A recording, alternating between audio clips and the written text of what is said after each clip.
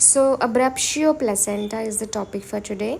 Abruptio placenta is a partial or complete placental separation prior to the delivery of the fetus. So, it is usually seen in 2 to 10 women per thousand births. So, the cause of this placental abruption it leads to rupture of the maternal vessel in the decidua basalis. So, the blood splits the decidua, separating a thin layer of decidua. Okay, so this rupture vessel could be a artery or a vein. So if it is a artery, then there will be near complete placental separation, so that is very torrential. If it is a vein, there will be marginal separation. So this tends to be self-limited, and clinical manifestations also occur over time, whereas in your artery the manifestations will be very rapid. It can lead to severe bleeding or DIC, and there will be variation in the FHS as well. So whenever there is a decidual separation, there will be release of tissue thromboplastin, and that leads to thrombin formation. Okay, and because of the decreased blood supply, also there will be decidual hypoxia, which leads to release of angiogenic factors like your vascular endothelial growth factors from the endothelial cells, that also releases thrombin. So what is the importance of this thrombin? This thrombin leads to uterine activation of contractions and leads to hypertonicity. That is why whenever you see a preterm labor patients, or if a woman having a uterine contraction without relaxation in between, then you have to suspect abruption. Okay, and also it leads to release of matrix metalloproteinases, which upregulates the genes involved in apoptosis. So this leads to release of your interleukins and cytokines, that leads to tissue necrosis and leads to more vascular disruption and more bleeding. And there will be triggering of coagulation, which leads to consumptive coagulopathy in abruptio placenta, and there will be functional progesterone withdrawal. So these are the actions of thrombin. With all these action, the ultimate aim of this abruption is going to be the delivery of the fetus, either the alive baby or a dead baby. Okay, so what are the causes of this abruption? When you're going to suspect abruption, that we'll see later. So the etiology of this abruption is could be because of the chronic placental disease, like your abnormal development of the spiral arteries, that leads to decidual necrosis, inflammation, and vascular disruption. And there can be certain mechanical events like abdominal trauma or sudden decompression of the uterus. So there are certain conditions where there will be sudden uterine decompression, which I will be talking now. So when do you suspect that this patient will have abruption? So there are certain risk factors which can trigger you that this will lead to abruption. So for example, if the patient has a previous history of abruption, then there is a 10 to 15 fold increased risk in this pregnancy. Secondly, abdominal trauma. Thirdly, polyhydramnios, which can lead to sudden uterine decompression after rupture of the membrane.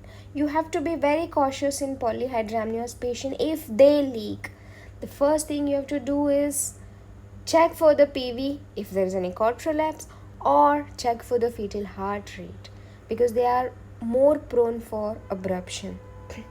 And where else we see abruption? If there is preeclampsia, there will be 5-fold increased risk of abruption in them.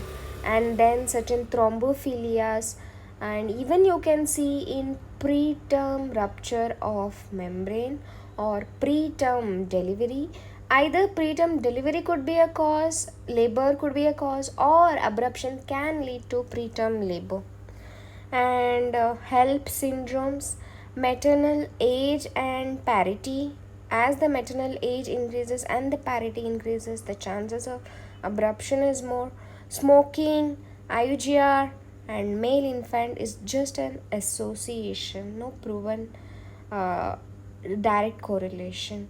And certain metabolic causes like hyperhomocystinemia, subclinical hypothyroidism, anti-thyroid antibodies increases 2 to 3 fold chances of abruption, as it also increases the chances of preeclampsia. So what are the lab abnormalities you see in abruptio placenta? So there will be increased alpha fetoprotein, increased beta HCG value, decreased PLAPAP A, and decreased estriol. So cell-free fetal DNA, a low fetal fraction, then there will be 2 to 5 fold increased risk of abruption. These are the predictors of abruption. Okay, so how do they present? See, there are two types of abruption: acute abruption and one more is chronic abruption. Whenever there is a acute abruption, there will be abrupt onset of bleeding and there will be abdominal pain. This pain could be mild to moderate, and the uterine contractions are of high frequency and low amplitude. The basal tone will be increased, no relaxation in between the contraction, and the uterus will be tense and tender, rigid. So sometimes what happens, bleeding can correspond to the amount of hemodynamic instability in the mother, or sometimes they may not. So that is known as concealed hemorrhage. Okay, sometimes the blood collects behind the placenta, which may not be visible outside, but the proportion of hemodynamic instability is not proportionate to the bleeding. Okay, there will be hypotension, fetal heart rate abnormalities, which is a tells you that there is a significant separation. Sometimes it can lead to fetal death as well, and severe maternal morbidity. When the placental separation is more than or equal to 50% of the placental side, then the chances of DIC is more. Okay, so the 10 to 20% will have severe pain. Now, the biochemical marker is if fibrinogen level is less than or equal to 200 milligram per deciliter, 100% predictive value for abruption, and more than or equal to 400 is a good negative predictor value for complication. Okay, on ultrasound you can see a retroplacental hematoma, which is classic. Sometimes it is not possible to see in initial abruption stage. Okay, that doesn't rule out abruption. If there is hematoma, it is telling you for sure that it is abruption, but absent doesn't rule out the possibility of abruption. Okay, other findings what you can see is a subchorionic collection of the fluid. Echogenic debris in the amniotic fluid also tells you that there is some amount of bleeding. And one more thing, there will be thickened placenta that shimmers with the maternal movement, which is known as jello sign, which we may not be present always. Okay, so what are the consequences of abruption? We have maternal and fetal. Maternal consequences are a woman can go into DIC, end organ failures like renal failure, acute respiratory distress syndrome, multi-organ failure, peripartum hysterectomy can also take place. Then fetal outcomes, either they can have a preterm delivery or increased perinatal morbidity and mortality, and it can also lead to fetal death. So this was about a acute abruption. Chronic abruption, it's because of the venous bleeding and is very less severe compared to your acute abruption. So there will be light chronic intermittent bleeding. The coagulation will be normal in them, but it can lead to IUGR, oligo, and preterm premature rupture of membrane. So on ultrasound, you can just see a placental hematoma. Okay, this is about chronic abruption. What is severe abruption? If there is presence of one or more of the following, like maternal, fetal, and newborn. Maternal, presence of DIC, shock, or renal failure, or need of hysterectomy. Okay, fetal complications like non-reassuring fetal heart rate, if there is a IUD or if there is IUGR. Newborn is preterm birth and small for gestational age. Any one of this is present, then we consider it as severe abruption. Okay, what are the differentials for the abruption, placental abruption? The one major differential diagnosis is placenta previa, but there are certain features which differentiates between placenta previa and placental abruption. Previa is a painless, causeless torrential bleeding. Abruption is a painful bleeding. Okay, and sometimes labor can also be present with uterine contraction and bleeding, but the differentiating feature is there will be relaxation in between the contraction and the basal tone is not raised. Third thing, uterine rupture. They also present with uterine contraction with pervaginal bleeding. And in this, the uterine counter is not maintained. And as soon as there is a rupture, there is cessation of contraction and the presenting part receding will be there. The other diagnosis, differential diagnosis, is vasa previa, where the bleeding is from the fetal circulation and fetal morbidity is more in vasa previa. So now there is some Page's classification of abruptio placenta. So we have four grades basically. Grade 0 is retrospective diagnosis of abruption, which we diagnose after the delivery. Grade 1 is there will be external bleeding and uterine tenderness will be there, no features of shock, and FHS is good at this stage. Grade 2, there will be bleeding, uterine tenderness will be marked, and the FHS will have distress or death of the fetus. There will be associated coagulation defect or anuria. Grade 3 is maternal shock with coagulopathy and fetal death. Okay, now how are we going to manage acute abruption? See, we have clinical grading as well by Scher's grading system. Grade 1 is mild hemorrhage, that is less than 15% of the blood volume loss. There is no change in the vital signs. Grade 2 is moderate, which is 15 to 30% loss associated with tachycardia and low BP. Grade 3 is severe, more than 30% of the loss with features of shock.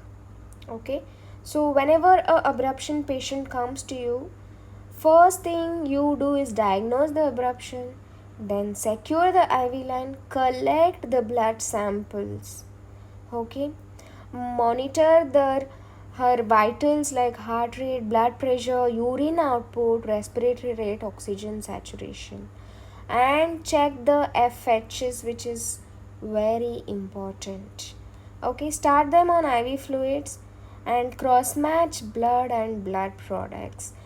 And if it is needed, clinically the patient is very pale, transfuse blood even before you find the HB of the patient. Okay, the transfusion target is you have to maintain the hematocrit more than or equal to 25 to 30%, and platelet should be more than or equal to 75,000. Fibrinogen should be more than or equal to 300, and coagulation profile should be less than 1.5 times the control. Okay, now coming to the specific treatment depends upon your fetal heart rate, that is termination of pregnancy. By what termination depends on the FHR. So what are the indications for cesarean in abruptio placenta? Non-reassuring fetal heart rate, and the woman is unstable, and dead fetus also with unstable mother, then you have to do cesarean section, because you have to deliver the placenta, deliver the baby. So that is your main aim. Now, when do you opt for vaginal delivery? Stable mother with IUD, okay, stable heart rate with stable mother, okay, and there is no continued bleeding, then you can deliver vaginally. But the delivery has to be within 6 to 8 hours. So if the gestational age is less than 34 weeks, okay, if the gestational age is less than 34 weeks, you can go for conservative management, like give steroids, monitor the FHS, give tocolysis. And if it is more than 34 weeks, deliver with acute abruption. So what is covaliar uterus? It is a port wine discoloration of the uterus when you notice during cesarean section in severe abruption. Whenever there is a seepage of the blood from the placenta through the myometrium reaches the serosa, leads to hemorrhagic spots. Okay, this extravasation is seen as covaliar uterus. What is the high risk with covaliar uterus? It can lead to atonicity. But see, covaliar uterus is not an indication for hysterectomy. But because of the covaliar uterus, if there is a atonicity and PPH, that can lead to hysterectomy. Okay. Now, how do we manage chronic abruption? We manage conservatively. You just have to monitor the size of the clot, monitor the fetal growth, monitor the LICA quantity. Okay. The recurrence rate of abruption, if one previous abruption, the chances are 15%, if two abruptions, 25 to 30%. Okay, this is about the abruptio placenta. Thank you.